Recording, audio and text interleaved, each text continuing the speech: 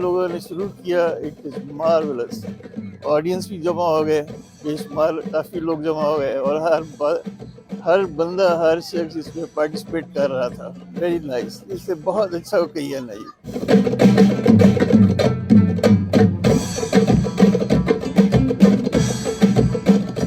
पूरे वर्ल्ड में drum circle होता है, जैसे इजिप्ट हो गया, टर्की हो गया, यूरोप सिटीज़ में ये ड्रम सर्कल होता है। और मेरा मकसद ही यही था कि मैं शालीमार बाग को यहाँ पे चूज़ करूँ, यहाँ पे लोग जो हैं वो ऑब्वियसली मुख्तलिफ सिटीज़ से लोग आते हैं यहाँ पे।